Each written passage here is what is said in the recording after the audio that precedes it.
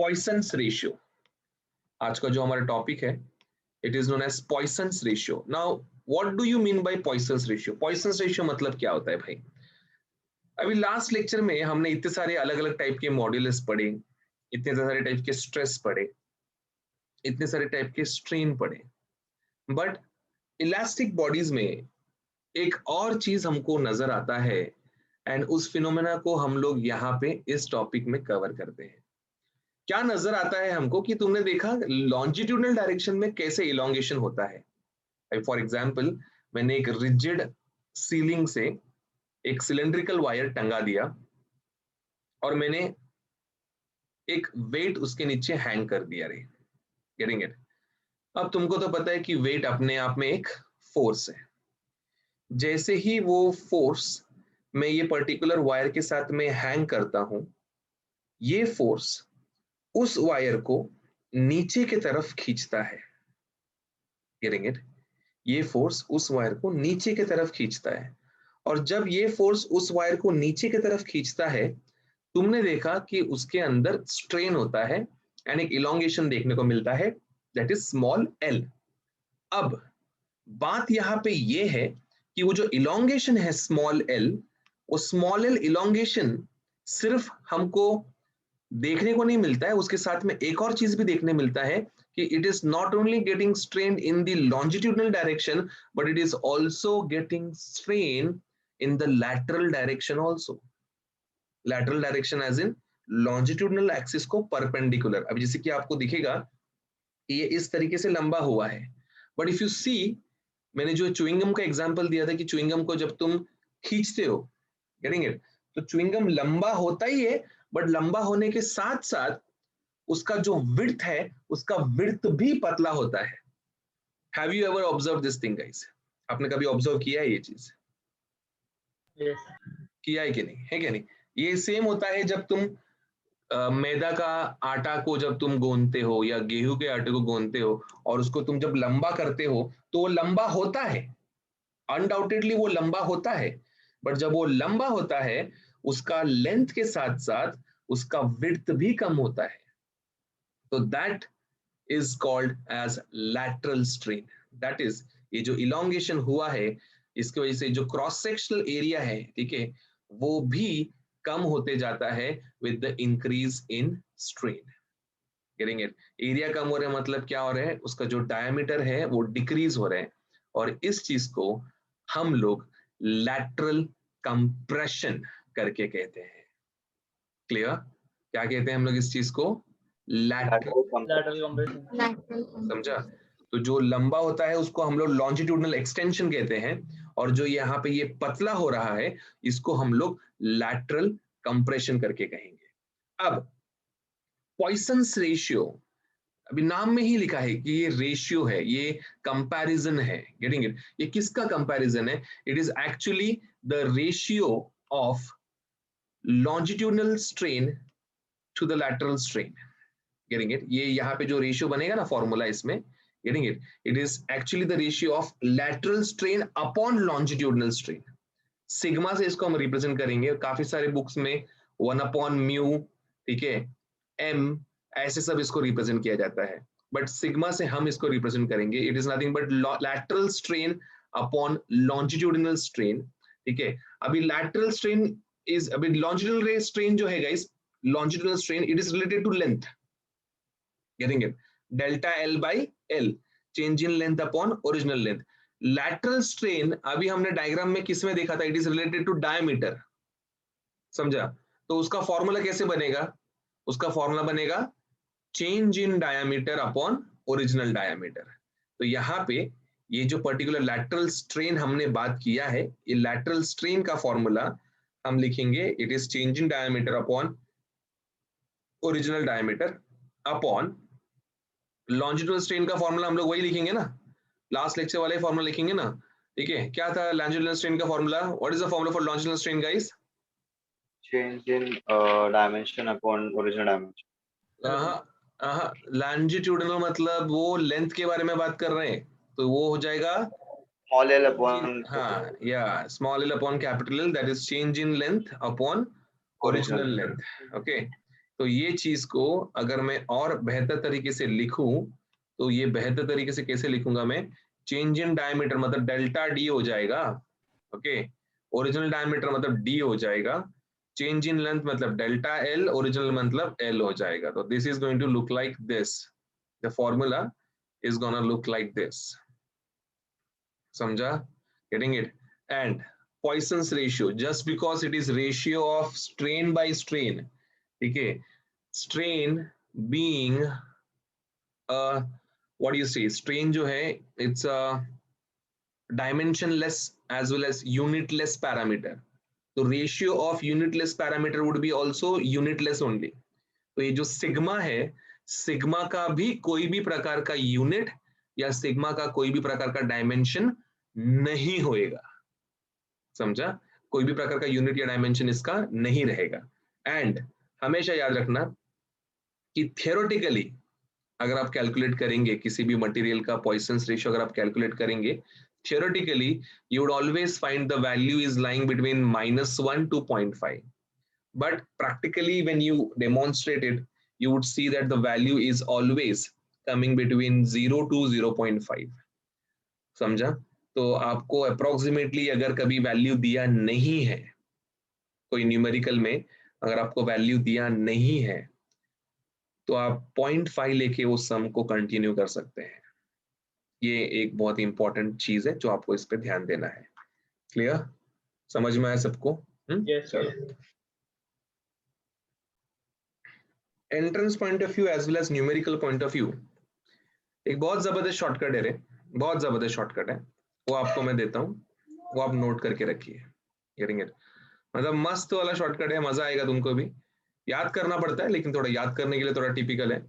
तो basically this shortcut is relation between all those modulus and Poisson's ratio, ठीक है, Young's modulus y, bulk modulus k, getting it, modulus of rigidity eta and Poisson's ratio sigma, इन सभी का मिश्रण का relation यहाँ पे आपको दिया हुआ है।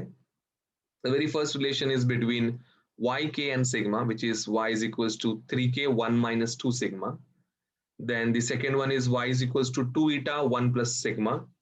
Third one is sigma is equals to 3k minus 2 eta upon 2 eta plus 6k. And the fourth one is 9 by y equals to 1 by k is equals to 3 by eta, और इसी को थोड़ा सा क्रॉस मल्टीप्लाई करके हम लोग ये वाला पोजीशन अचीव कर सकते हैं। तो प्लीज write it down.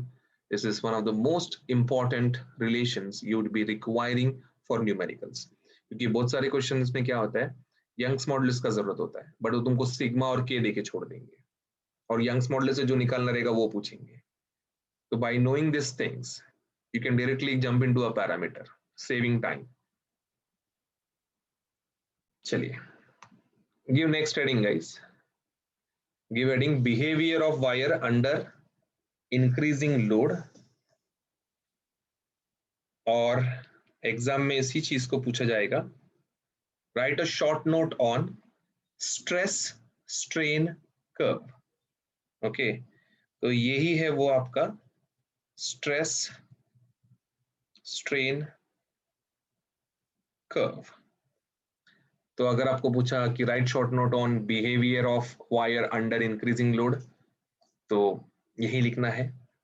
अगर आपको उन्होंने पूछा कि what is stress strain curve, तो यही आपको लिखना है, समझा। इतना ही आपको काम करना है, इसमें ही आपको रह जाना है, इसमें आपका अच्छे से मस्त टकाटक आपका आंसर्स वगैरह निकल के आ जाएगा। चलो, तो क्या है ये स्ट्रेस स्ट्रेन कर्व, क्या है? तो we are taking a elastic wire, हम एक्सपेरिमेंट क्या कर रहे हैं वो बता रहा हूँ।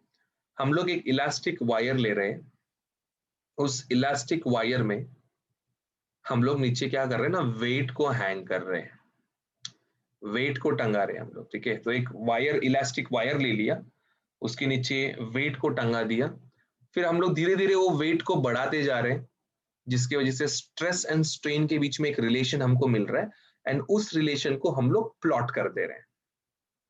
समझा क्या कर रहे हैं हम लोग? हम लोग एक पर्टिकुलर वायर को वेरिएबल वेट के साथ में सब्जेक्ट करके उसके अक्रॉस के स्ट्रेस एंड स्ट्रेन के रीडिंग को प्लॉट कर रहे हैं। फिर बार बार हम लोग वो वायर का वेट निकाल के वापस से वेट ऐड कर रहे हैं, वापस से निकाल रहे हैं, वापस से ऐड कर रहे हैं। तो ये चीज हम लोग यहाँ पे कर रहे हैं एंड इसको हम लोग ग्राफ में प्लॉट करने वाले हैं। तो the graph is gonna be plotted in 2 dimension. तो obviously there is one x axis, there is one y axis. अभी आप लोग मुझे ये बात बताएं कि x axis में क्या प्लॉट करूंगा और y axis में क्या प्लॉट करूंगा, आप बताइए। y में स्ट्रेस होगा और x में स्ट्रेन होगा। y में स्ट्रेस होगा और x में स्ट्रेन होगा। Very good, very good. x axis में स्ट्रेन को प्लॉट करेंगे, y एक्सिस में स्ट्रेस प्लॉट करेंगे। परफेक्ट जवाब।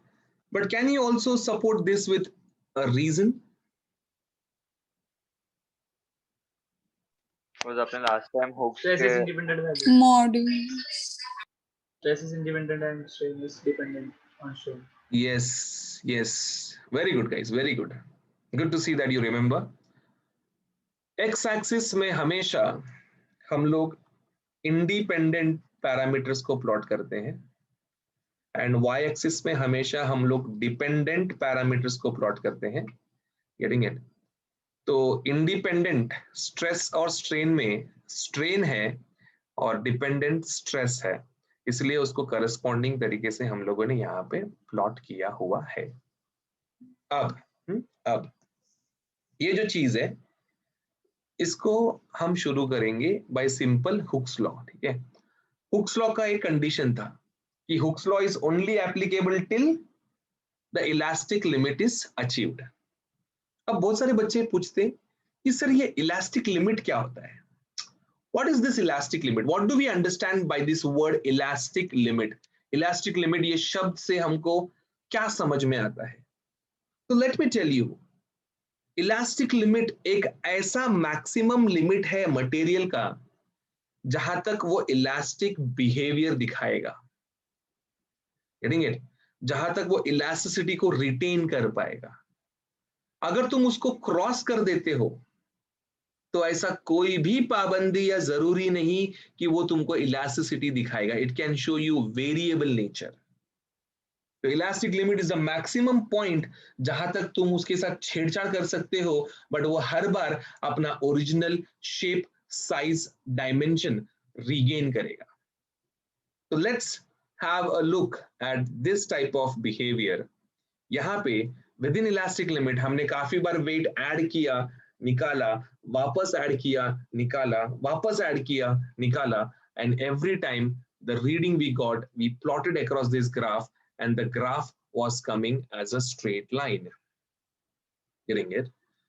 E is the elastic limit. मैं P तक डाल के गया, वापस छोड़ा, वापस डाला, वापस छोड़ा, every time it was coming across this. It was obeying Hooke's law ना, Hooke's law कोई obey कर रही है। अब जैसे तुम्हारे अंदर क्यूरियोसिटी है कि इलास्टिक लिमिट के आगे गया तो क्या होएगा, ये सेम क्यूरियोसिटी वो एक्सपेरिमेंट करने वालों के मन में भी था एंड उन्होंने इसको अंजाम दिया। ठीक है, कैसे अंजाम दिया? Let's have a look. Guys, आपने वो लैंडलाइन वाला टेलीफोन यूज किया है कभी? Have you ever use that landline वाला टेलीफोन? यस सर, ठीक है, बहुत सारे भी किए हैं। है कि नहीं? उसके साथ में तुमने बहुत सारे कारनामे भी किए रहेंगे। वो ऐसा कॉइल्ड सा रहता है रे, उसका वायर एकदम छोटू सा रहता है, एकदम स्ट्रिंग, एकदम स्प्रिंग के जैसा रहता है। तो जब तुम उसको उठाते हो, देखिए जब तुमने उसको बॉक्स से उठा के कान पे रखा, फिर वापस जब तुम नीचे रखते हो, उसका लेंथ सेम रहता था ना हमेशा, है क्या नहीं?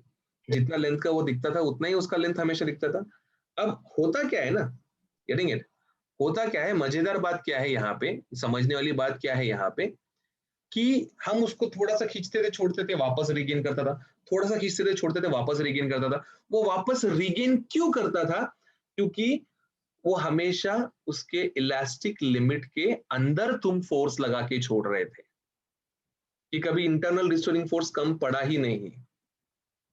बट द मोमेंट तुम उसको जोश में आके जोर से खींच देते हो और छोड़ते हो, क्या होता है भाई साहब? वो वापस आता है, चेंज हो जाता है। बट उसका अगर पहले लेंथ इतना था तो अभी उसका लेंथ जो है थोड़ा बढ़ जाता है। Getting it? You would see this type of permanent set in it. ध्यान देना शब्द पे जो मैंने यूज किया, ये परमानेंट सेट तुमको नजर आता है उसके अंदर। अब ये जो परमानेंट सेट हमको नजर आया, इधर पे आने के बाद भी अगर मैं उसको खींचू छोड़ू वापस विद इन इलास्टिक लिमिट, खींचू छोड़ू, तो वो अपना ओरिजिनल लेंथ जो कि ये नया वाला लेंथ है ये रिगेन करता है। Getting it? वापस से अगर मैंने इलास्टिक लिमिट क्रॉस करके छोड़ा तो फिर वापस से उसका जो लेंथ है और बढ़ जाएगा। तो this was the thing which we saw. हमने धीरे धीरे बढ़ाया, गेटिंग इट, एक प्रोपोर्शनल लिमिट तक बढ़ा के देखा, it again retrace the same graph. थोड़ा सा और इलास्टिक लिमिट तक बढ़ाया, it again retrace the same graph. Getting it?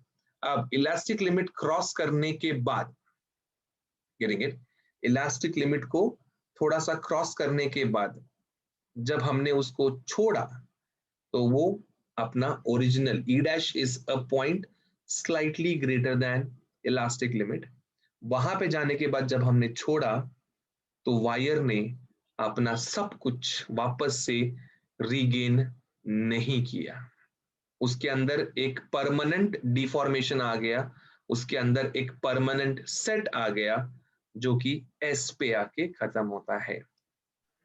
This OS represent permanent strain which is introduced in the wire, and it is not going to go anytime soon without any proper heat treatment or chemical treatment.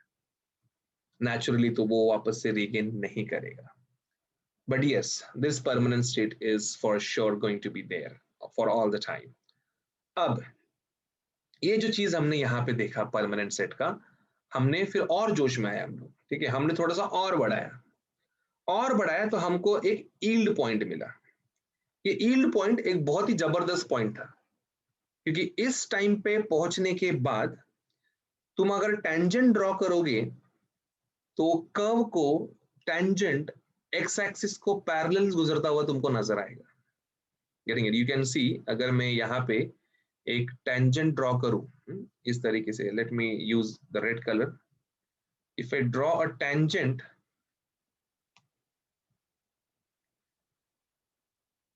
ठीक है, ये देखो, तो ये जो tangent है यहाँ पे, ये कर्व को मैंने टेंजेंट बनाया, ठीक है। सो उस कर्व को टेंजेंट जो है एक्स एक्सिस को पैरेलल जा रहा है, मतलब क्या? स्ट्रेन के एक्सिस को पैरेलल जा रहा है। मतलब क्या? मतलब ये कि भाई साहब इस पॉइंट पे, यील्ड पॉइंट पे जाने के बाद में आप देखते हो बिना स्ट्रेस को बढ़ाए, मतलब without increasing any load, there is significant increase in stress, in strain part. मतलब तुम जरा सा भी, समझा, तुमने जरा सा भी स्ट्रेस को बढ़ाया, भर भर के बढ़ जाता है तुम्हारा स्ट्रेन। Getting it?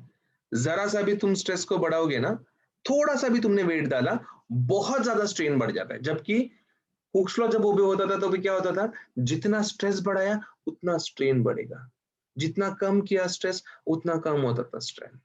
इधर पे वैसा नहीं हो रहा है, थोड़ा सा भी स्ट्रेस बढ़ाया बहुत ज्यादा स्ट्रेन बढ़ जा रहा है। यानी इसलिए तो बोला ना हमने कि with the after elastic limit ये अपना हुक्स लॉ जो है ओबे होता नहीं है।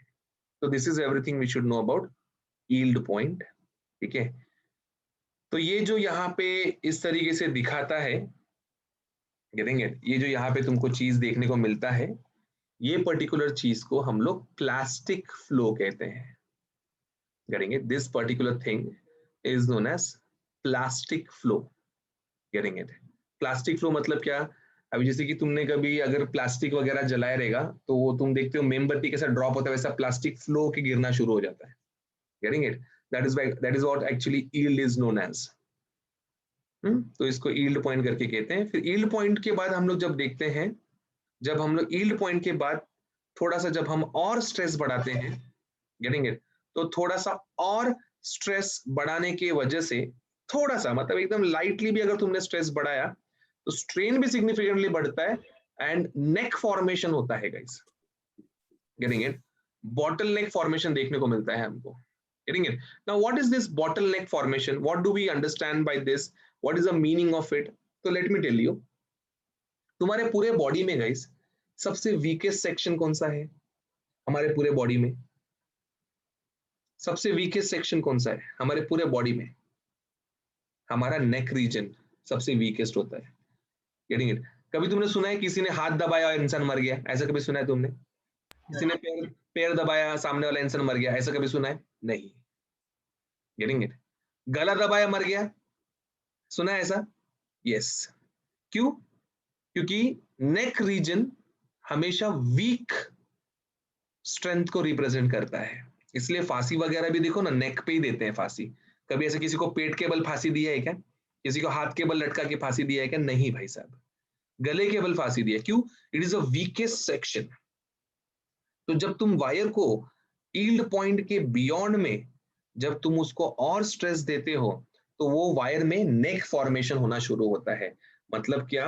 अगर तेरा wire, let me show you with the diagram, तुमको थोड़ा और अच्छे से मतलब वो बात समझ में आएगी कि अगर तेरा वायर जो है, सपोज तेरा वायर का थिकनेस ऐसा था, गेटिंग इट, बट जब तुम उसको और खींचते हो, when you push it more, तो वो वायर जो है वो वायर ऐसे, गेटिंग इट, ऐसे वो वायर पतला होना शुरू होता है, गेटिंग इट, पतला होना शुरू होता है वायर, गेटिंग इट, ऐसा नेक फॉर्मेशन हो जाता है उसमें. तो ये आप देखोगे यहाँ पे, तो ये जो रीजन दिख रहा है आपको, ये वाला पार्ट का रीजन, ठीक है, ये रीजन बेसिकली आपको देखो यहाँ पे ये जो रीजन है ये पतला हो गया.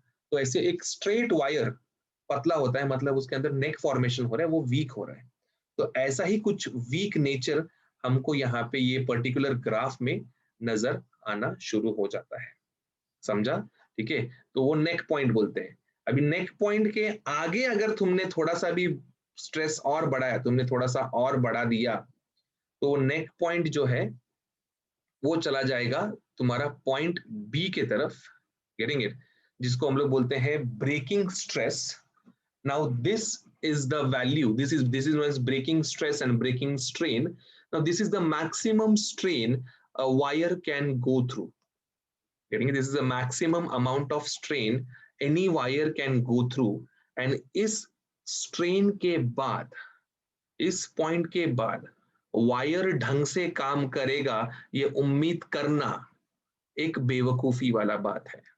क्योंकि ब्रेकिंग स्ट्रेस, उसको नाम ही ब्रेकिंग स्ट्रेस इसलिए दिया है क्योंकि तुम अगर 0.01% भी इसके ऊपर और वजन दोगे वायर के ऊपर, वो वायर टूट जाएगा, getting it, that wire would collapse for sure. समझा? तो this is the behaviour of wire under increasing load.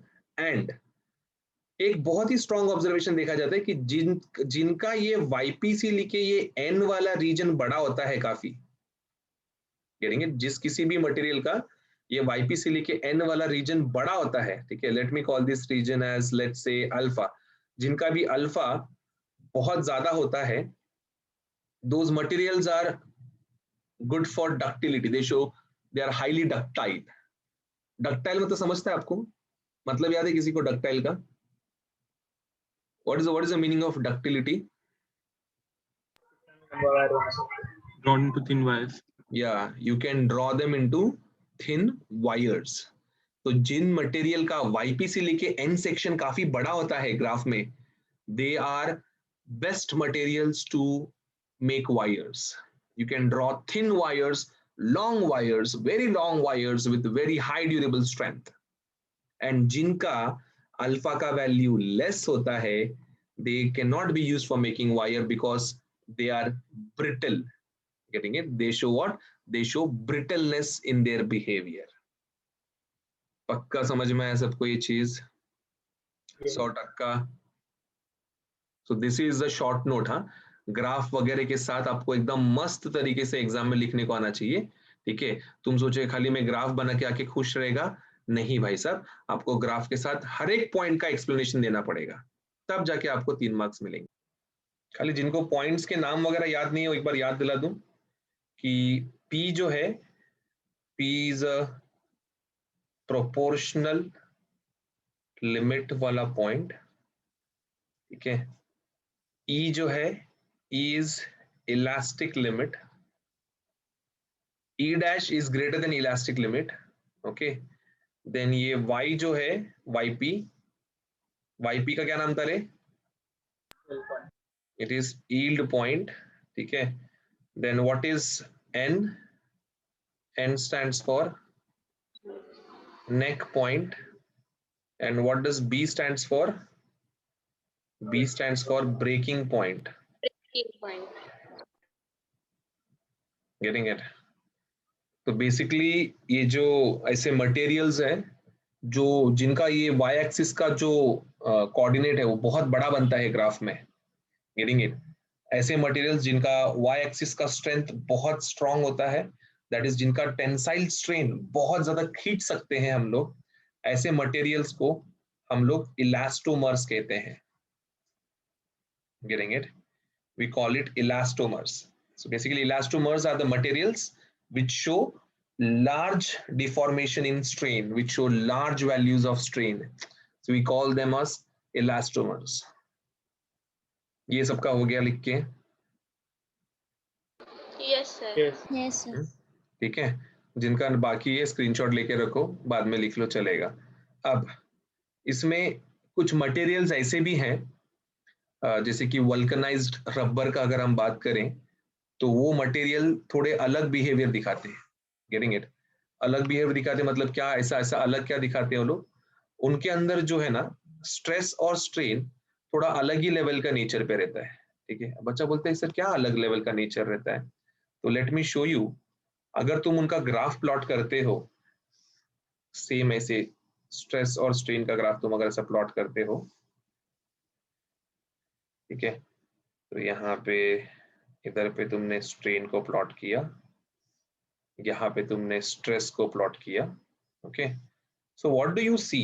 तुमको क्या देखने मिलता है कि जब तुम इंक्रीज कर रहे थे लोड को, when you are increasing the load, तो ग्राफ कुछ ऐसे बढ़ता है रे उधर पे वल्कनाइज्ड रबर का, ठीक है। I am taking example of vulcanised rubber.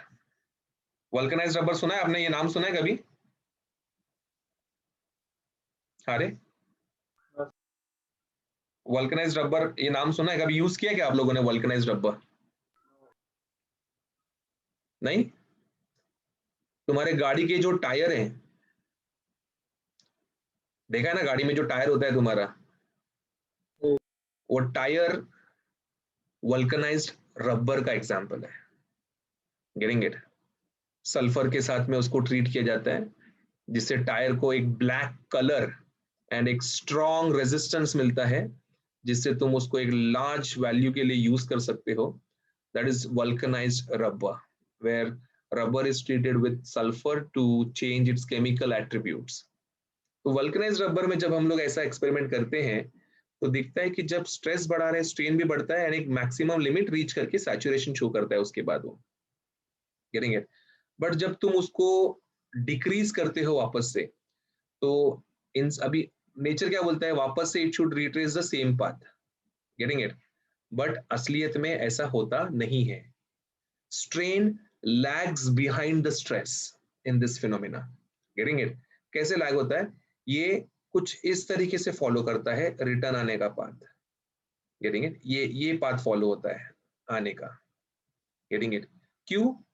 Because ये जो लूप है, दिस इज एक्चुअली, ये आप मैग्नेटिज्म में भी देखने वाले हो, ठीक है। 12th में आप मैग्नेटिज्म में भी स्टडी करने वाले हो।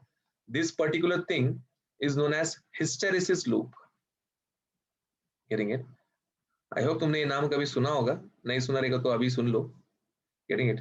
This particular thing is known as hysteresis loop, ठीक है। एंड ये हिस्टेरिसिस लूप का एरिया जो बताता है, the area under hysteresis loop represents energy dissipated during deformation. Getting it? Area under the loop represents energy dissipated during the deformation. ये चीज आपको टेक्स्ट बुक के पेज नंबर 107 में जरूर नजर आएगा, but the main parameter is ये हर एक मटेरियल के लिए नहीं देखा जाता है, ये कुछ स्पेसिफिक मटेरियल जैसे कि वल्कनाइज्ड रबर हो गया, उसमें आपको ये सब चीज नजर आ जाएगा. क्लियर? नोट कर लें.